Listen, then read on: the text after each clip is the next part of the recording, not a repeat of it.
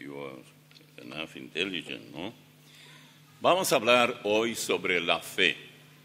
¿Qué es la fe? Hay tantas corrientes sobre qué es la fe. Bueno, la respuesta la tenemos en Hebreos 11, versículo 1. Nada mejor. Nunca encontré una respuesta mejor para qué ir, por ejemplo, al diccionario o algún libro de teología o la terminología de esta palabra. No, o sea, su significado. Y esto es lo que el autor a los Hebreos dice. Es pues la fe la certeza de lo que se espera, la convicción de lo que no se ve. Y saltando de allí, el versículo 6 dice, pero sin fe es imposible agradar a Dios, porque es necesario que el que se acerca a Dios crea que le hay y que es galardonador de los que le buscan. Dos cosas toda persona que se acerca a Dios debe tener en cuenta. Primero, creer que Él existe. Segundo, que lo que Él promete cumple. Esto así de sencillo. Nosotros sabemos que la Biblia se compone de 66 libros. Es la biblioteca de Dios para nosotros. Allí encontramos todo lo que Dios quiere de nosotros. También sabemos que el hombre es creación de Dios. De ninguna manera somos parecidos al mono, aunque algunos estén saltando como el mono y se parezcan al mono, pero de ninguna manera podemos decir que el hombre ha evolucionado. Por fe sabemos que el mismo universo ha sido creado por Dios, así sencillo. Pero ¿cómo usted puede creer esto? Bueno, porque sin fe es imposible agradar a Dios. Es pues la fe, la certeza de lo que se espera, la convicción de lo que no se ve. Cuando se trata de Dios hablándonos, claro que si uno quiere luego, tener alguna base para creer en lo que dice en Hebreos 11, tanto el versículo 1 como el versículo 6 y tantos otros versículos luego, uno dice, yo así nomás no voy a creer. Bueno, para eso usted tiene 66 libros. Intente leerlos todos. Ahora, si logra leerlos y recién después puede creer, es probable que antes de eso dé el último pataleo. Ella va a ser muy tarde para creer. Vamos a hablar un poquitito sobre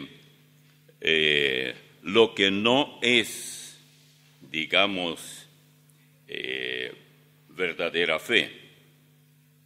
Por ejemplo, sin fe es imposible agradar a Dios. No dice que sin buenas obras no se le puede agradar. Si usted no tiene buenas obras, pero tiene fe, es muy probable que las obras vengan después, pero no comience con las obras. Muchos han comenzado, han muerto y nunca depositaron su fe en Cristo. No dice, por ejemplo, que sin tomar parte en la evangelización, y máxime con mucha consagración, es imposible agradar a Dios. No, usted debe comenzar creyendo que Dios existe.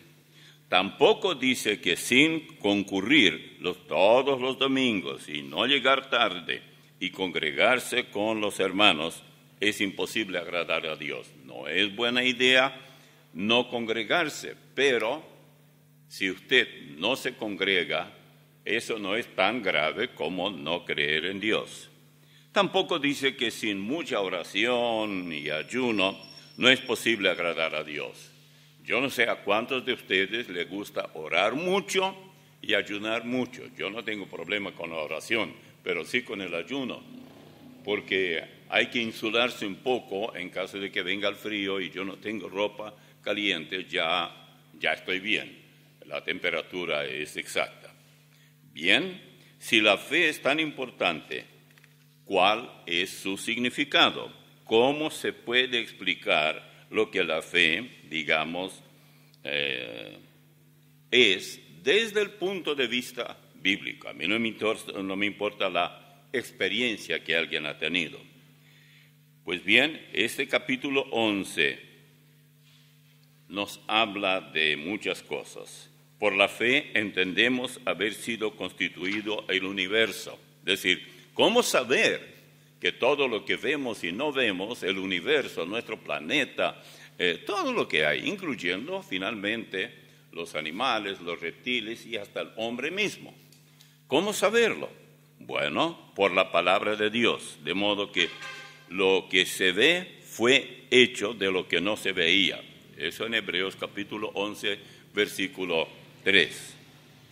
Para cuando este capítulo de Hebreos, o sea, todo el libro de Hebreos se escribió, el libro de Génesis y todo el Antiguo Testamento ya se había completado mucho antes. Lo de Génesis 1:1, en el principio creó Dios los cielos y la tierra, ya estuvo.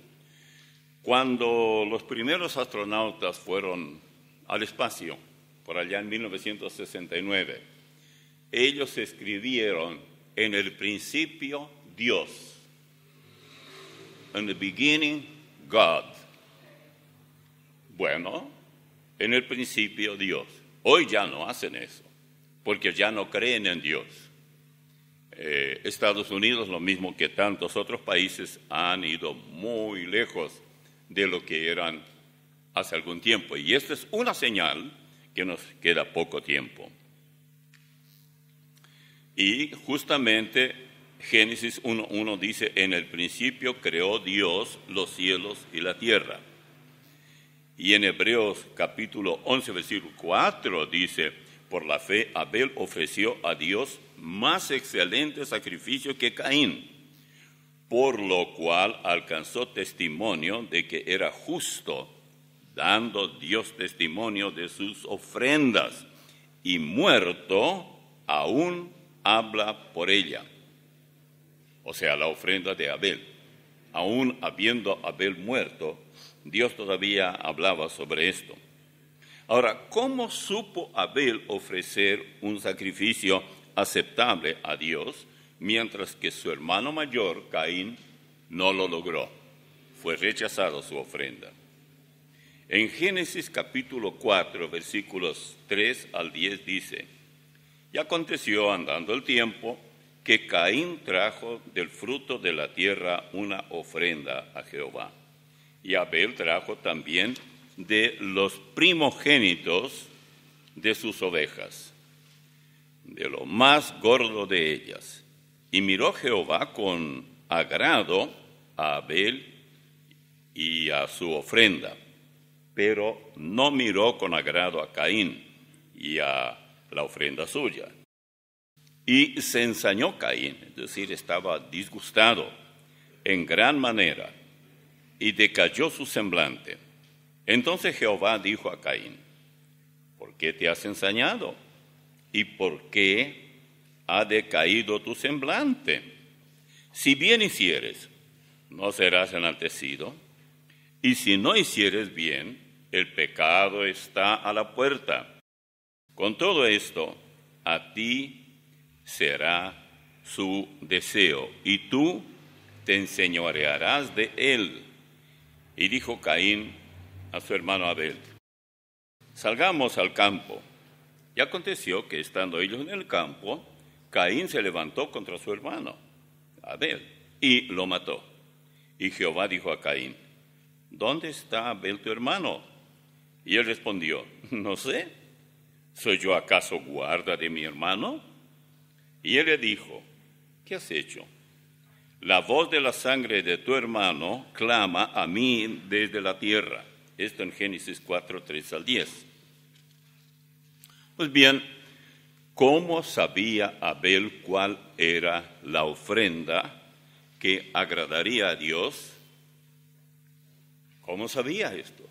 También por la fe. ¿Por qué Caín mató a Abel su hermano? Dice el autor a los Hebreos que Abel ofreció más excelente sacrificio que Caín, Hebreos 11:4. Dice, por la fe ofreció, voy a leer el texto, versículo 4, por la fe Abel ofreció a Dios más excelente sacrificio que Caín, por lo cual alcanzó testimonio de que era justo, dando a Dios testimonio de sus ofrendas, y muerto aún habla por ella. Hebreos 11:4. Tan importante para Dios era la ofrenda de Abel y rechazada la de Caín. La pregunta ahora es, ¿qué hizo que la ofrenda de Abel fuese más excelente que la de Caín? Siempre uno se pregunta. Bueno, nunca debemos olvidar que la persona de Abel es una semblanza de Cristo mismo, y las pieles con las que Adán y Eva fueron vestidas nos muestra la cantidad de animales que fueron sacrificados, siempre marcando el camino hacia el Calvario. Y Jehová Dios hizo al hombre y a su mujer túnicas de pieles y los vistió. Esto en Génesis 3:21. Pregunta, ¿sabían ellos, Caín y Abel, toda la historia del pecado y cómo tuvo que dar su vida o tuvieron que dar su vida, si era más de un animal, esos animales, y bueno, corrió la sangre de ellos para que las pieles sirvieran para cubrir a nuestros primeros padres? Se dice siempre que el perro es el mejor amigo del hombre. Yo no soy muy amigo del perro, pero tal vez el perro podría ser mi amigo, no sé. Pero yo no soy de esos que se encariñan mucho con animales. Yo prefiero más bien por ejemplo, un perro de esos German Shepherd, los pastor alemán, son grandes, cuando es así en el campo y donde pueden haber ladrones, enseñarle cómo correr detrás de una persona desconocida y cómo dejarle tan asustado que nunca más se va a meter en la propiedad ajena. Pero bueno, no somos todos iguales. El perro, esos de que uno los tiene porque son lindos, y hasta esos chihuahuas a algunos les gusta, que son como hot dogs. No.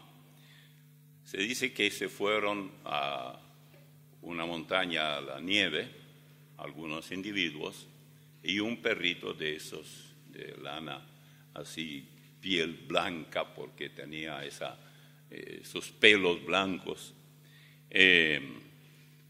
fue también con su amo, y allí se le vino una avalancha de nieve y el hombre se acurrucó ahí y el perro se le acercó y lo calentaba.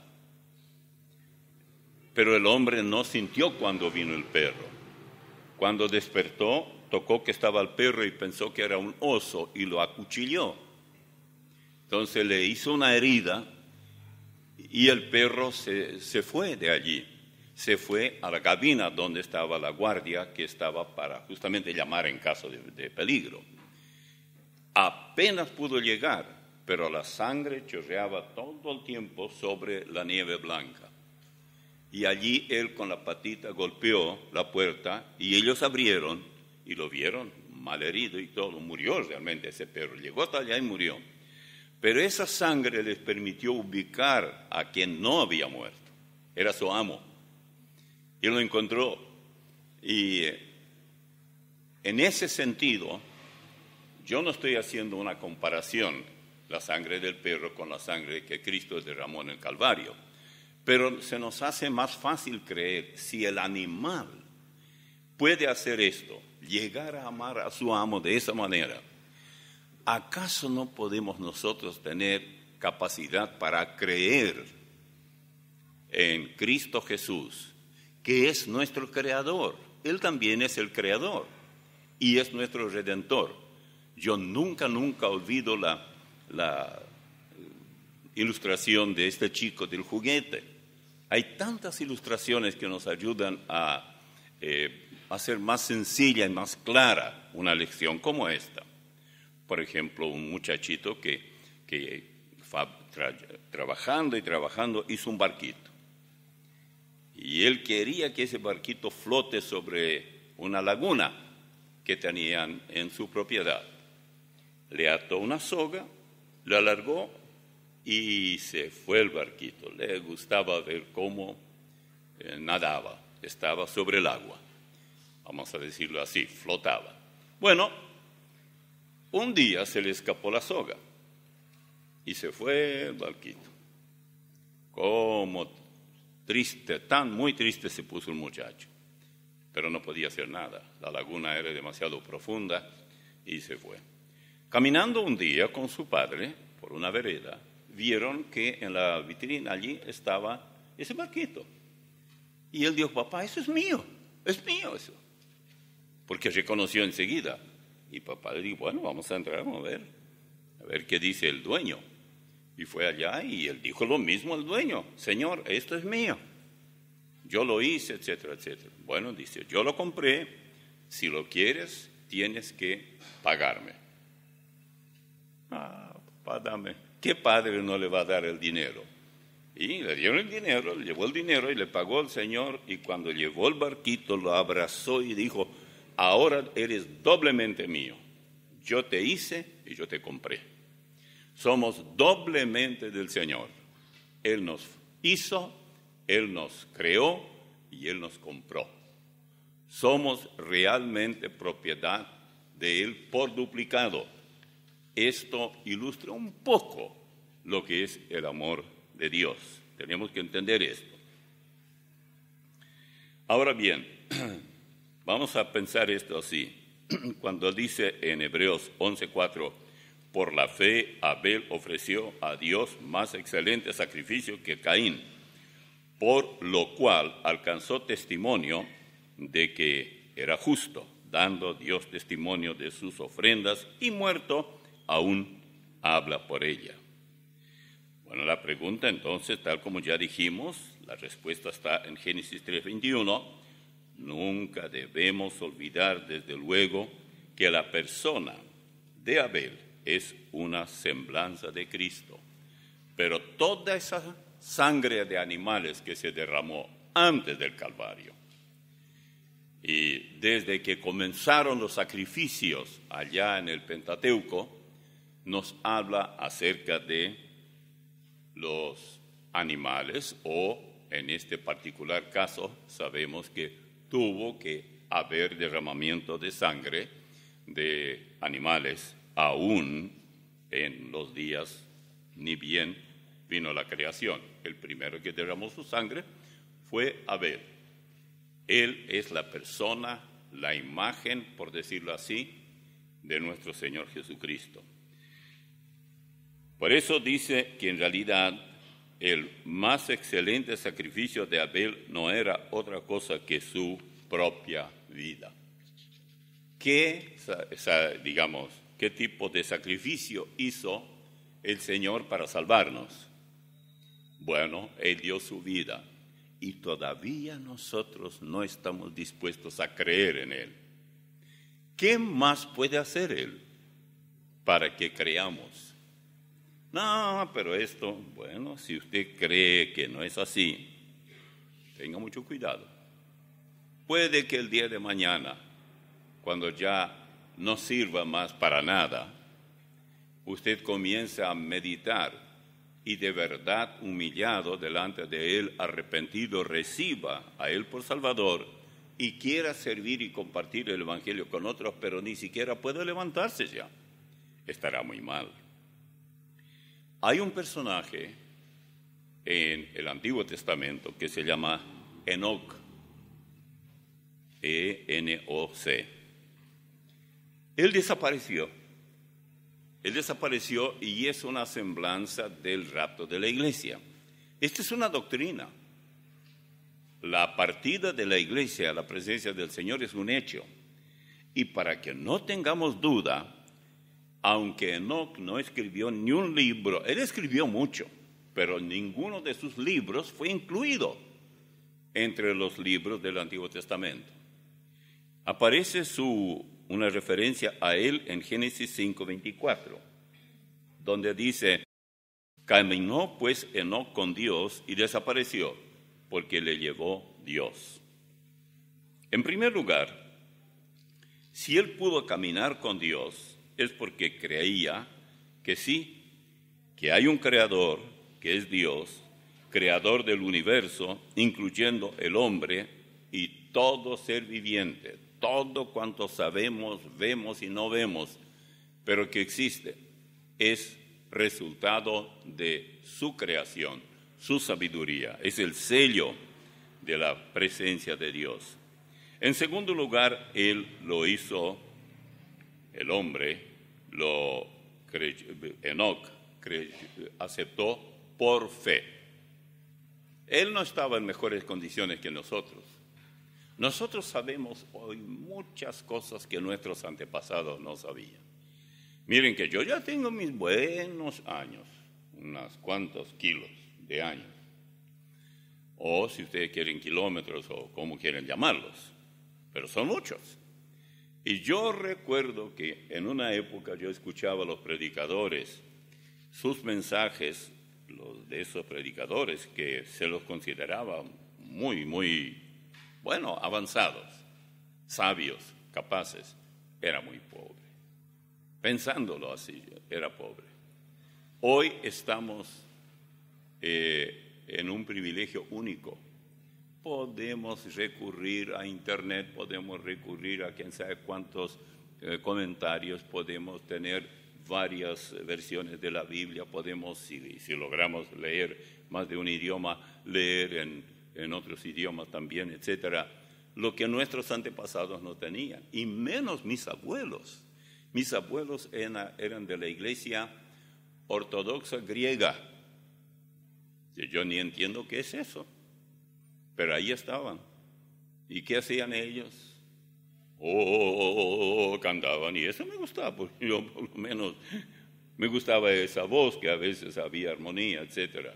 Y hasta ahí llegaba, pero yo no iba a esa iglesia, pero como había una ahí frente a la propiedad de mis padres, a veces trabajando escuchábamos en el templo que salía la voz de los caballeros ahí. Pero ellos no entendían absolutamente nada. Y poco había de parte de la iglesia allí, que era bautista, para darles, porque tampoco entendían gran cosa. Había pocas versiones de la Biblia, si es que había más de una. Había muy poca enseñanza, casi nada. Recuerdo que había un hermano, él era de muy baja estatura. Y él habló una vez lo que nadie hacía en la iglesia donde yo estuve. Habló del libro de Daniel. Yo no recuerdo de qué habló él, pero yo entendí entonces, y todo el mundo quedó sorprendido de lo elocuente que era él en eso. Hasta ahí llegó. Nunca más habló. Le dio mucho trabajo, etcétera. Pedían que él hablara. No, él se disculpaba porque un mensaje así requería seguramente mucha lectura, etcétera. Y él ya no lo hizo más.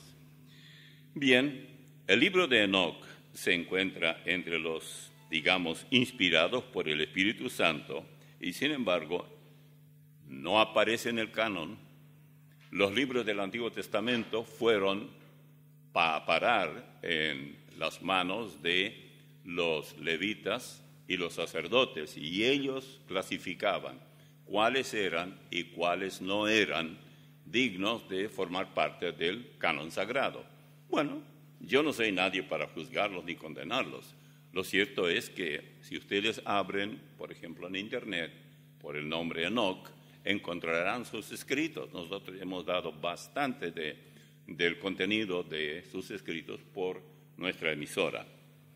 Ahora, Enoc aparece en la genealogía de Jesús, por ejemplo.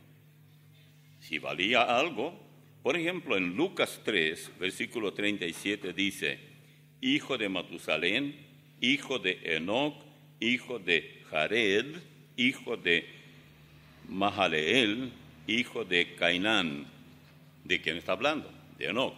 Si ustedes leen toda esa genealogía, encontrarán que eso es. Una cita profética de Enoc la encontramos también en el cortito libro de Judas, versículos 14 y 15. No digo capítulo porque es solo un capítulo, es una hoja, es todo lo que hay. Bien, vamos a leer versículos 14 y 15.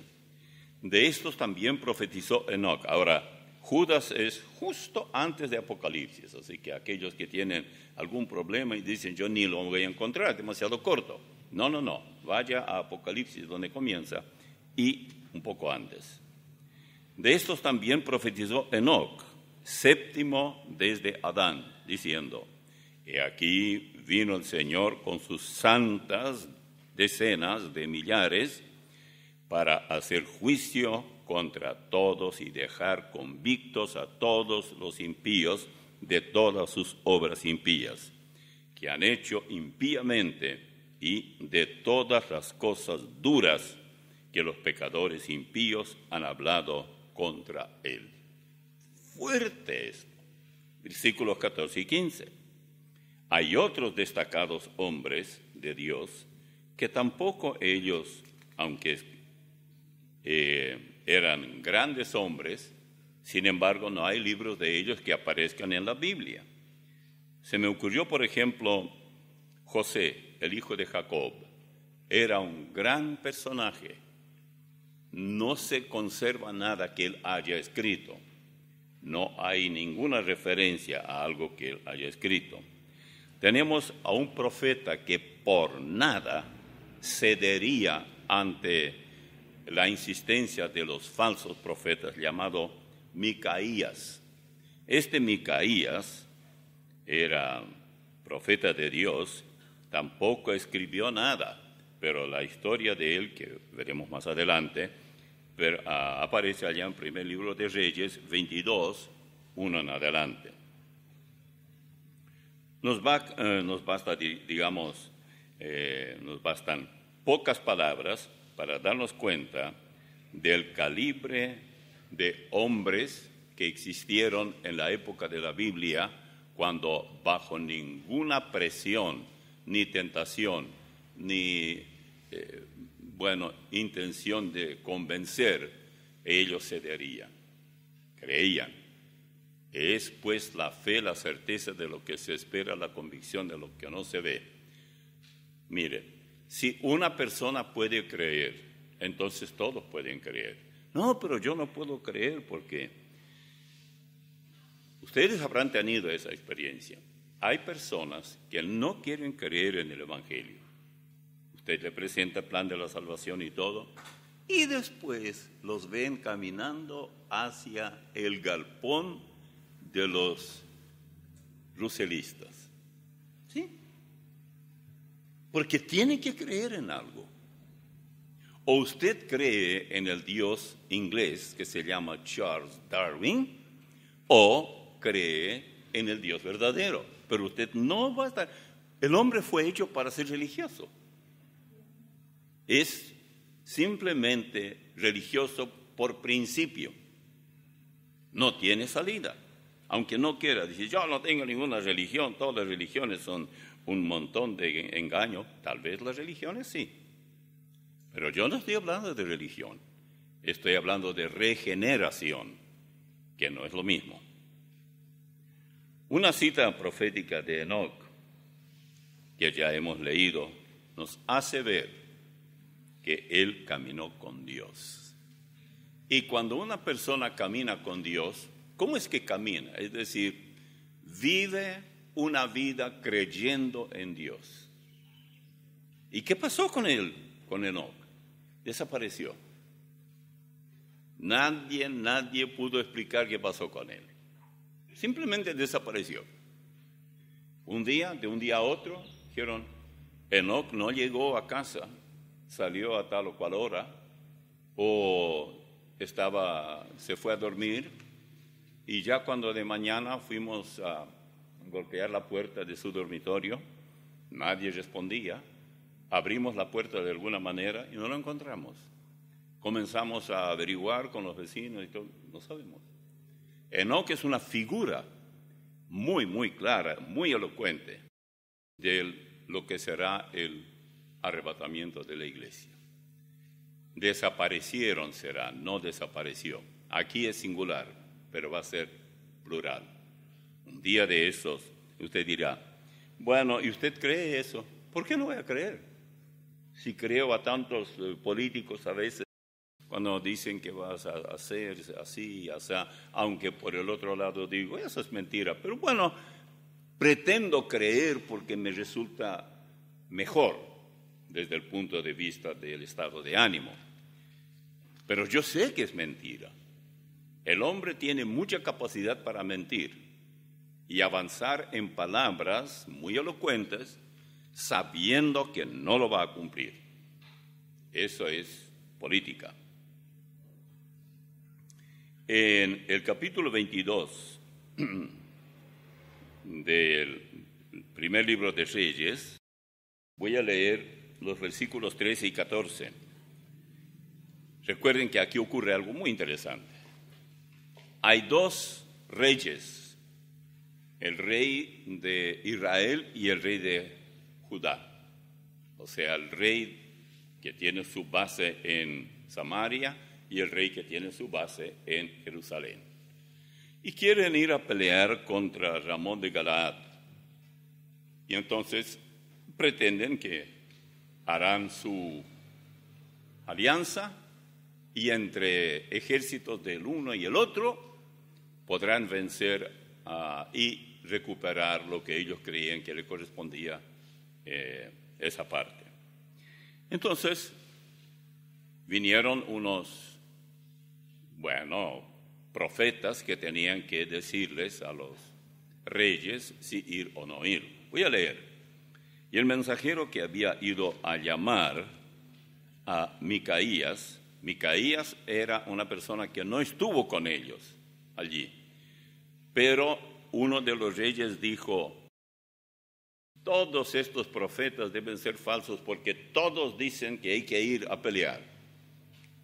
Y entonces le pregunta al otro, ¿habrá aquí algún profeta de Dios? O sea, la gente se daba cuenta que eran mentirosos, o sea, los reyes, uno de ellos por lo menos. Sí, dice, hay uno, se llama Micaías, pero a mí no me gusta, porque siempre está en contra mía. Y no era para menos. Entonces Micaías le habló diciendo, porque fue un mensajero, un oficial de esos ejércitos allí listos para pelear, para llamar a Micaías. Y le dice, mientras caminan ellos, le dice, he aquí que las palabras de los profetas a una voz anuncian al rey cosas buenas, o sea, pelear y ustedes ganarán. Sea ahora tu palabra conforme a la palabra de alguno de ellos, y anuncia también buen éxito. Y Micaías respondió, vive Jehová, que lo que Jehová me hablare, eso diré. Esto en primer libro de Reyes, 22, 13 y 14. Ahora, cuando un profeta era leal a Dios, fiel a él, jamás profetizaba engaño. No le creían incluso los mismos que alquilaban a los falsos profetas para, poseídos por demonios, porque sabían que mentían. Algunos de ellos, especialmente los reyes de Judá, eran más dados a creer la verdad que los reyes del norte de Israel. Pero pasando aquí en los versículos 15 en adelante, fíjense bien lo que dice. Vino pues el rey esto es Micaías, vino al rey, y el rey le dijo, Micaías, ¿iremos a pelear contra Ramón de Galaad o la dejaremos? Él le respondió, sube y serás prosperado, y Jehová la entregará en mano del rey. Y el rey le dijo, ¿hasta cuántas veces he de exigirte que no me digas sino la verdad en el nombre de Jehová? Entonces él, Micaías, dijo, Fíjense ustedes, aquí una asamblea como tuvimos nosotros hoy, solamente que la nuestra fue muy buena. Pero es una asamblea a puertas cerradas. Entonces él dijo, yo vi a todo Israel, le dice Micaías, ya está delante de los dos reyes, allí sentados con todo su vestimenta, muy impresionante. A todo Israel, esparcido por los montes, como ovejas que no tienen pastor. Y Jehová dijo, estos no tienen Señor, vuélvase cada uno a su casa en paz, dice él. Y el rey de Israel dijo a Josafat, ¿no te lo había dicho yo, o no te había yo dicho? Ninguna cosa buena profetizará él acerca de mí, sino solamente el mal. Esto es los versículos 15 al 18 de primer libro de Reyes 22. Y se estaba cumpliendo lo decidido en esa asamblea a puertas cerradas de los demonios. ¿Demonios? ¿Una asamblea? Claro, ellos también tienen programas y tienen que decidir. ¿Quién creen ustedes dirige la asamblea de los demonios? ¿Quién dirige la asamblea de los demonios? Bueno, Satanás, él es el capi di tutti. Él es Big Shot, él es el Big Shot, es una forma de decir el tiro grande. Él es el Careiguazú, eso suena mejor. Bueno, entonces él dijo, oye pues palabra de Jehová, porque ellos no querían creer, ni cuando Micaías, que siempre decía la verdad, no les sonaba como verdad, y tenían razón. En la boca de quienes dicen la verdad, aun cuando mienten, no suena como verdad, porque suena como mentira. ¿Por qué? Porque esa persona siempre miente. Y aun si dice la verdad, va a sonar como mentira. Entonces, él dijo, ahora sí, oye pues palabra de Jehová. Yo vi a Jehová sentado en su trono, y todo el ejército de los cielos estaba junto a él, y a su derecha y a su izquierda. Y Jehová dijo, ¿quién inducirá a Acab para que suba y caiga en Ramón de Galaad? Y uno decía de una manera, y otro decía de otra.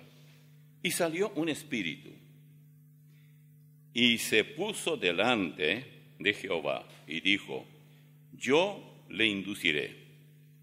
Y Jehová le dijo, ¿de qué manera? Él dijo, yo saldré y seré espíritu de mentira en boca de todos sus profetas. Ahí está. Y él dijo, le inducirás y aún lo conseguirás, ve pues y hazlo así. Dios se desentiende de eso, porque aquí ahora hay alguien que va a tomar el control. Y ahora he aquí, Jehová ha puesto espíritu, Micaías está diciendo esto a estos dos reyes. Oigan, reyes, Jehová ha puesto el espíritu de mentira en la boca de todos tus profetas, y Jehová ha decretado el mal acerca de ti. Entonces se acercó Sedequías, hijo de Kenaana, y golpeó a Micaías en la mejilla, diciendo, ¿por dónde se fue de mí el espíritu de Jehová para hablarte a ti?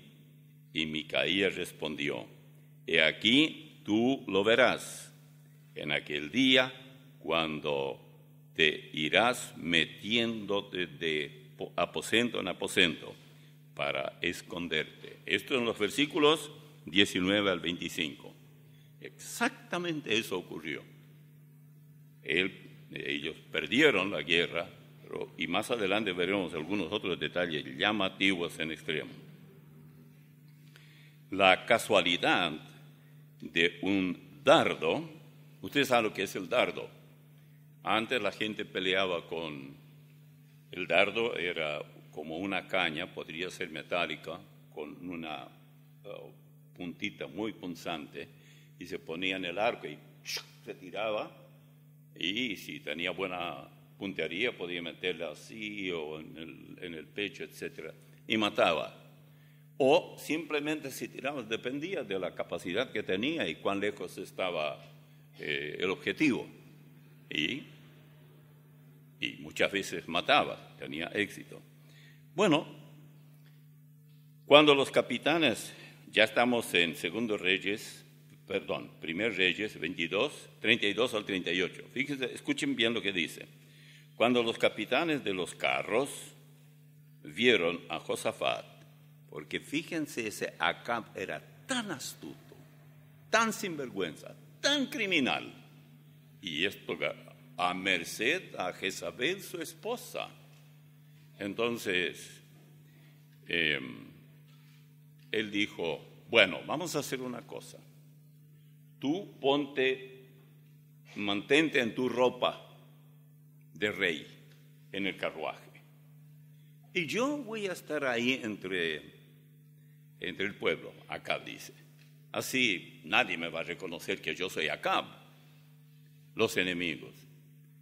Pero el rey, que era de Ramón de Galaad, dijo, no busquen a nadie para matar, solamente matan a Acab.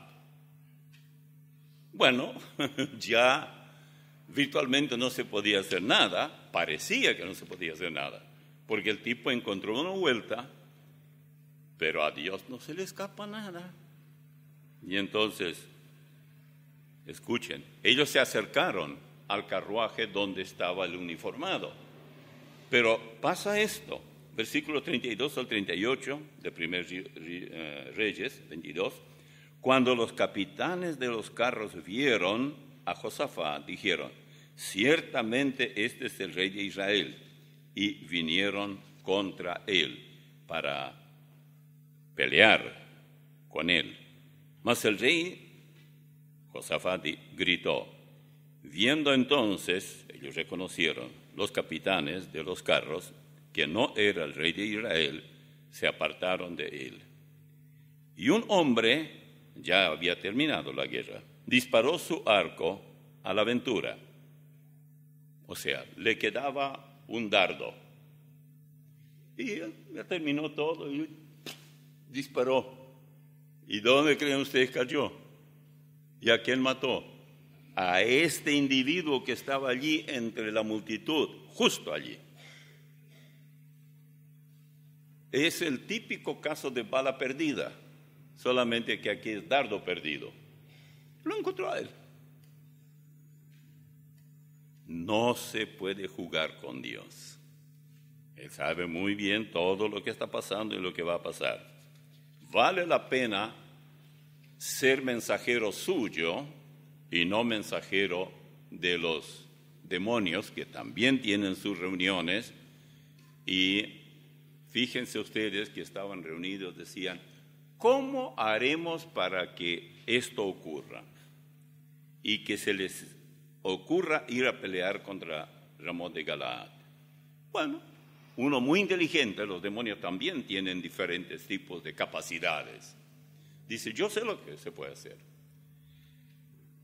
Meter en ellos el espíritu de mentira para que induzcan a esos reyes que vayan a pelear. Y entonces le dice, anda, haz lo que dijiste y va a prosperar. Claro que entonces cuando Micaías dijo, esto es lo que yo escuché, Micaías dijo. Entonces vino uno, un tal Kenaana, o hijo o papá de él, y le dio una. ¡Pau!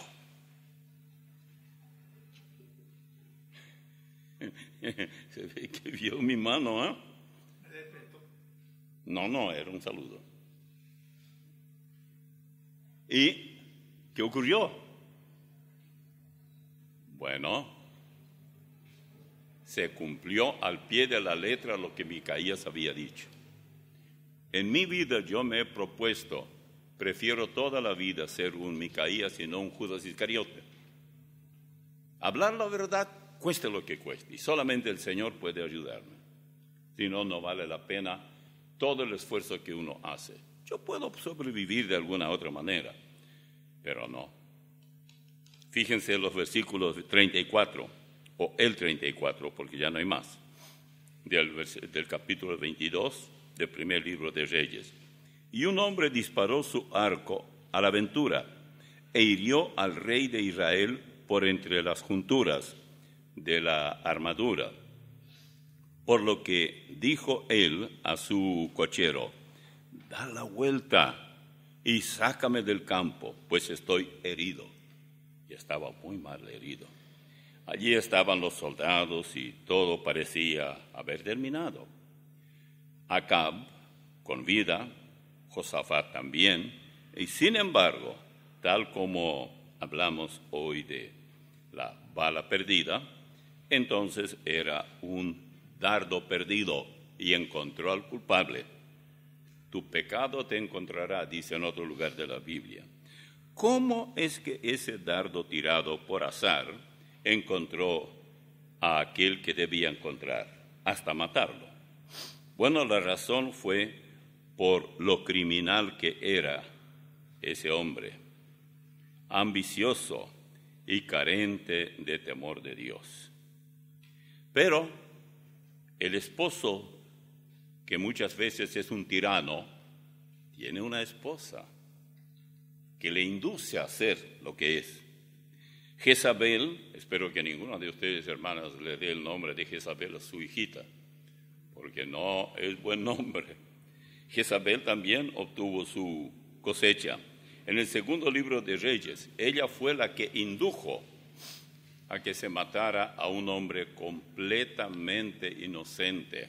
No voy a leer toda la escritura porque me tomaría mucho tiempo, pero esa historia es demasiado llamativa. Bien, vino después Jehú, versículo 30 del capítulo segundo libro de Reyes 9. Segundo libro de Reyes 9.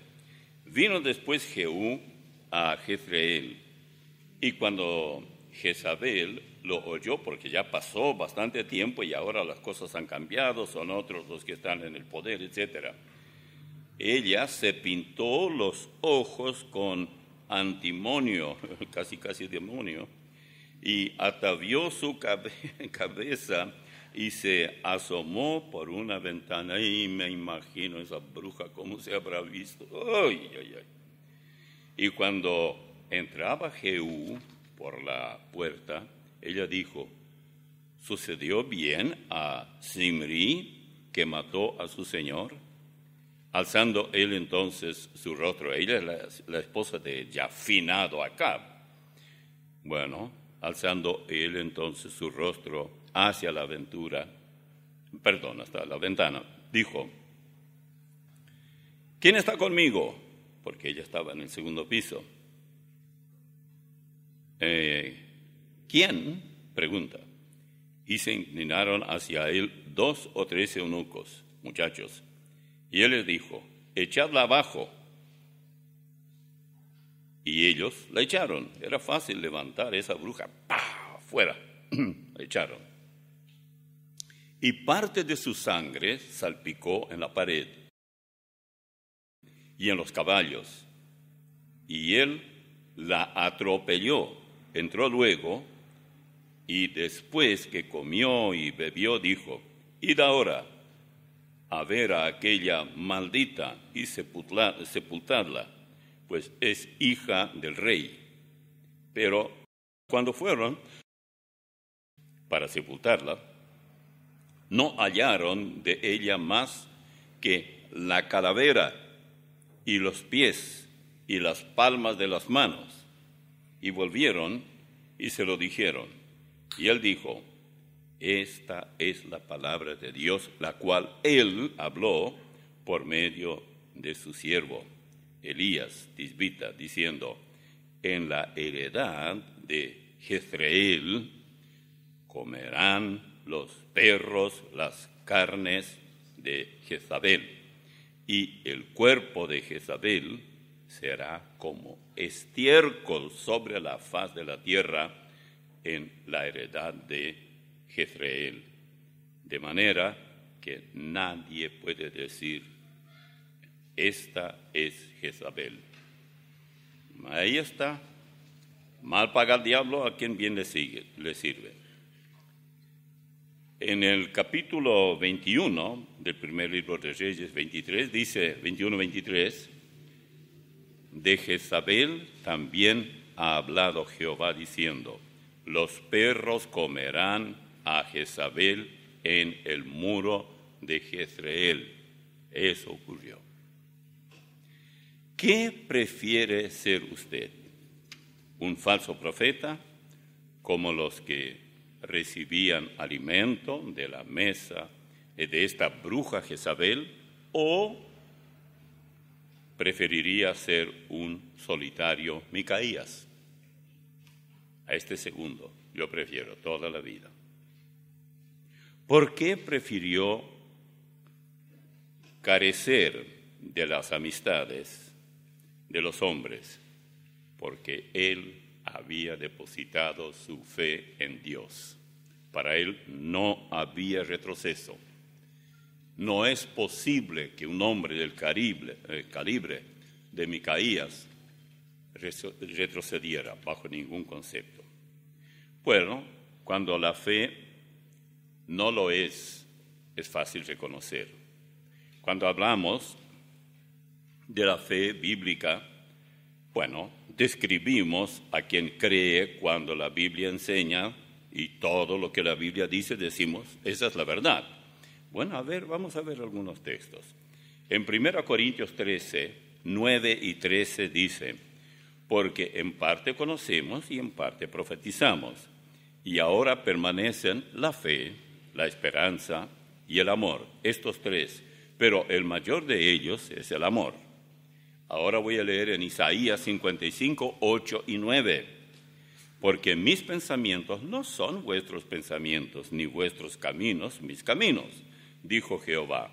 Como son más altos los cielos que la tierra, así son mis caminos más altos que vuestros caminos y mis pensamientos más que vuestros pensamientos. Tenemos que recordar esto siempre. En Juan 20, 19 al 29, el caso de Tomás. Fíjense ustedes, cuando llegó la noche, esto después de la resurrección del Señor, cuando llegó la noche de aquel mismo día, el primero de la semana, estando las puertas cerradas en el lugar donde los discípulos estaban reunidos por miedo de los judíos, vino Jesús y puesto en medio les dijo, paz a vosotros. Y cuando les hubo dicho esto, les mostró las manos y el costado. Y los discípulos se regocijaron viendo al Señor. Entonces Jesús les dijo otra vez, paz a vosotros. Como me envió el Padre, así también yo os envío. Y habiendo dicho esto, sopló y les dijo, recibid el Espíritu Santo. A quienes remitiereis los pecados les son remitidos, y a quienes se los retuviereis les son retenidos. Pero Tomás, uno de los 12, llamado Dídimo, no estaba con ellos cuando Jesús vino. Le dijeron, pues, los otros discípulos, al Señor hemos visto. Él les dijo, si no viere en sus manos la señal de los clavos, y metiere mi dedo en el lugar de los clavos, y metiere mi mano en su costado, no creeré. 8 días después, estaban otra vez sus discípulos dentro, y con ellos Tomás. Llegó Jesús, y estando las puertas cerradas, y se puso en medio y les dijo, paz a vosotros. Luego dijo a Tomás, pon aquí tu dedo y mira mis manos, y acerca tu mano y métela en mi costado, y no seas incrédulo, sino creyente. Entonces Tomás respondió y dijo, Señor mío y Dios mío. Jesús le dijo, porque me has visto, Tomás, creíste. Bienaventurados los que no vieron y creyeron. ¿Cuántos dicen hoy? Yo si no veo, no creo. Bueno, esta parte que leo ahora ustedes no la tienen en su bosquejo. Agreguen si quieren. Esto está en Juan 20, 19 al 29. La verdadera fe no es estimulada por las obras. Hay muchos que dicen, yo no voy a creer. Yo vi a mi hermano muriéndose y lo llevé a Anaconda y... No, Anaconda es la serpiente. No, Anaconda. Y lo sanó. Yo vi. Yo tuve tal o tal cosa y fui a una persona, pero usted va a una pitonisa y va a hacer lo mismo. Y usted va a decir, bueno, entonces, ¿cómo es eso? Aquellos van a una iglesia cristiana y se sanan. Y otros van a una hechicera, también se sanan. ¿En qué quedamos? Bueno, no hay ningún problema acá. Si ustedes quieren saber cuál es el problema o cuál es la solución, abran en Apocalipsis 13. Allá hay un caballero, él no es paraguayo, y todavía no llegó, pero llegará. Él será el falso profeta.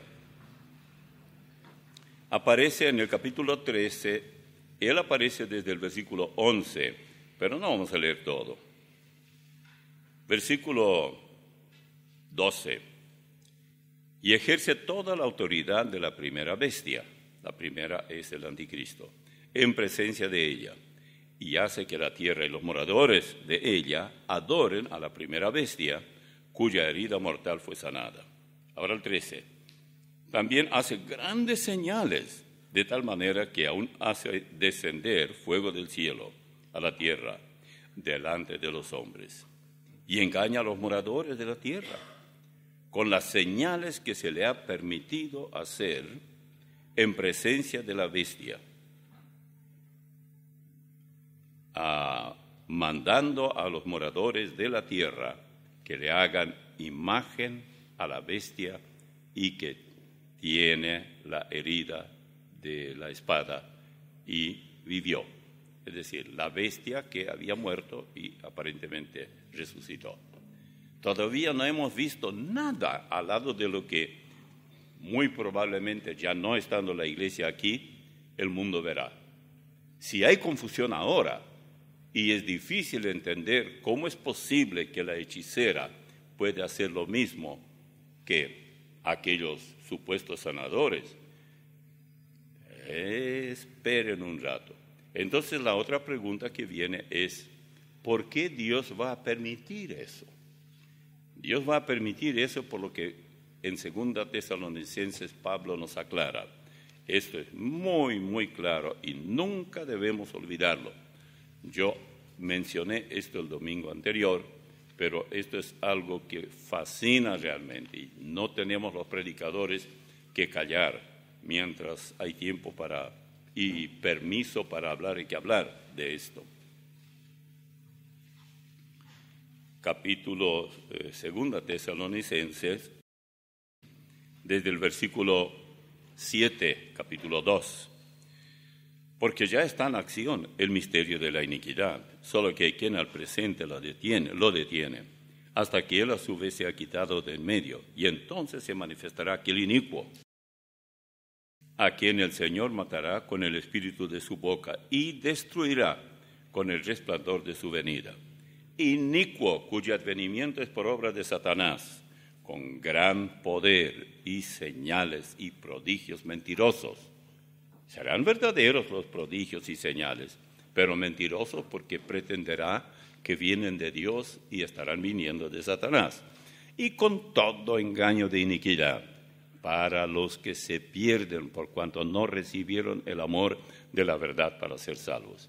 En otras palabras, los que vivan en esa época no podrán ser salvos, porque será tan convincente el falso profeta con sus señales y todo esto, que ellos simplemente dirán, esto es de Dios.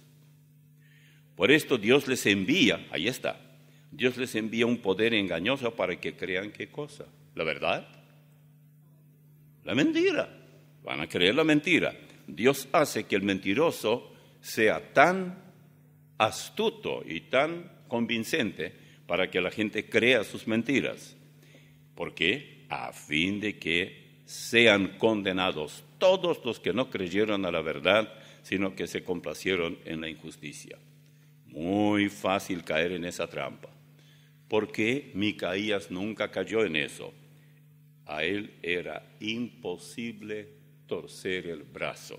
Él simplemente dijo, óyeme, oficial, un oficial que iba con él, y dijo, ¿por qué no hablas lo que hablan todos? Todos querían que haya armonía, que se hable lo mismo.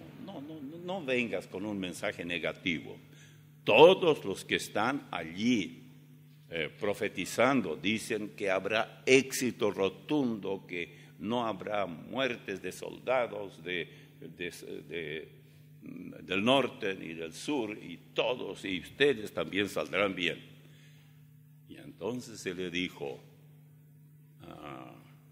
no sabía aquel oficial lo que sabía Micaías. Entonces Micaías dijo después, parte que nosotros no leímos hoy, todo lo que va a pasar. Y dijo, yo veía, esa parte leímos, cómo los demonios estaban reunidos, y uno de ellos dice, yo tengo la respuesta, señores. ¿Cuál es tu respuesta para eso? Yo sugiero que se metan los demonios en todos los profetas para que engañen y digan que vayan a la guerra. Anda, y vas a prosperar. Y así fue. Pero entonces, cuando ya Micaías iba caminando con el oficial que le había dicho que todos estaban allí, ya estaba ahí todo el asunto, ya estaban los demonios dentro de esos que estaban aplaudiendo para que vayan a la guerra. Pero él no sabía lo que Micaías sabía. Entonces Micaías, luego cuando Micaías dijo eso mismo de los demonios, uno de los reyes dijo, mándenlo allí, a la cárcel, denle una rodejita de pan y un poco de agua hasta que yo regrese. ¿Y saben qué dijo Micaías? Óyeme, si tú regresas con vida, entonces lo que yo dije no tiene sentido. No tengo comunión con Dios. Tan seguro estaba de lo que decía. Y le gritó todavía, ya lo llevaban ahí para dejarlo preso. Bueno, ¿y qué pasó? Lamentablemente el tiempo no permite ir paso por paso para ver versículo por versículo y llegar hasta a completar toda esta historia, que es demasiado útil en estos días para tener valor y confiar en el Señor. No siempre vamos a tener el mismo resultado, pero generalmente el Señor protege a los suyos. Hay un capítulo, y yo sé que ustedes dirán, ¿quiere decir que usted todavía no termina? Claro que no. Hay un capítulo en Hechos, que es el 12. Allí hay algo que siempre llama la atención. Para los que conocen la Biblia, saben que ahí se habla de Pedro que está preso. La iglesia estaba atravesando por un problema muy serio. En el versículo 6 dice, y cuando Herodes iba a sacar a Pedro, aquella misma noche, estaba Pedro durmiendo entre dos soldados sujetos con dos cadenas y los guardias delante de la puerta custodiando la cárcel. Y he aquí se le presentó un ángel del Señor, dice en el versículo 7, estando él en la cárcel, y una luz resplandeció en la cárcel, y tocando a Pedro, en el costado, le despertó diciendo: levántate pronto. Y las cadenas se le cayeron de las manos. Y le dijo el ángel: cíñete y átate las sandalias. Y lo hizo así. Y le dijo: envuélvete en tu manto y sígueme. Y saliendo, le seguía, pero no sabía que era verdad lo que hacía el ángel, sino que pensaba que veía una visión. Habiendo pasado la primera y la segunda guardia, llegaron a la puerta de hierro que iba a la ciudad, la cual se les abrió por sí misma. Y salidos, pasaron una calle y luego el ángel se apartó de él. Entonces Pedro, volviendo en sí, no sabía que no era sueño, volviendo en sí, dijo: ahora entiendo verdaderamente que el Señor ha enviado su ángel y me ha librado de la mano de Herodes. Él lo iba a matar al día siguiente. Y de todo lo que el pueblo de los judíos esperaba. Y habiendo considerado esto, llegó a casa de María, la madre de Juan, es decir, Juan Marcos, el que tenía por sobrenombre Marcos, donde muchos estaban reunidos orando por Pedro. Cuando llamó Pedro a la puerta del patio, salió a escuchar una muchacha llamada Rode. Lo que sigue más adelante, ella ni le abre la puerta. De alegría reconoció su voz, corrió hacia adentro y dijo: Pedro vino, Pedro vino. Nadie le creía, no sabemos cómo, solo el nombre está, pero qué edad tenía ella ni nada. Habrá sido una de las que oraban allí. Y entonces, no, dijeron ellos, debe ser su ángel. No, el ángel ya se había ido. Ellos creían en la protección angelical en esa época. Era una parte de cuanto ellos aceptaban sin problema.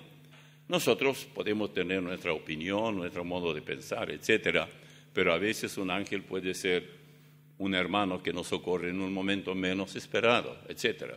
Pero yo no voy a discutir esto ahora porque no es el tema. Y entonces Pedro llega y había una algarabía allí, un ruido de todo. Y ellos tenían una forma de levantar la mano y con eso decían: cállense. Porque no tenía tal vez Pedro tanta voz, como además no había un micrófono y unos altoparlantes para decirle: cállense, le voy a contar lo que pasó. En el momento Dios contestó la oración de él. Pero antes de eso, Jacobo, el hermano de Juan, que era pastor de la iglesia de Jerusalén, había sido muerto. A Pedro esperaban matar después de la fiesta de los Ázimos, que era al día siguiente. Así que cuando él salió, pobre los guardias, miren el versículo 18 del mismo capítulo. Luego que fue de día, hubo no poco alboroto entre los soldados sobre qué había sido de Pedro. Mas Herodes, habiéndole buscado sin hallarle, después de interrogar a los guardas, ordenó llevarlos a la muerte y se quedó allí. A la muerte. Después descendió de Judea a Cesarea y se quedó allí. Así era la ley de ellos. Mataban como si tal fuera. Si ellos, estos en la cárcel, Pedro, por ejemplo, fuera romano, no habrían hecho esto. Pero no siendo ciudadano romano, ellos hacían lo que querían. Uno no puede menos que pensar en todo esto. ¿Qué pasaron ellos para traernos la Biblia? La tenemos porque hubo hombres de un calibre muy elevado, fieles al Señor, dependiendo totalmente de Él. Vamos a orar. Padre amado, mucho te agradecemos por tu palabra. Ella es muy oportuna para nuestra vida y pedimos que tú la graves en nuestro corazón. Líbranos de ser pusilánimes, carentes de esa vida consagrada a ti, andando en dudas una y otra vez sobre una y otra cosa que tú nos das en tu palabra escrita. Ayúdanos a nunca desconfiar de ti. En el nombre de Cristo Jesús. Amén.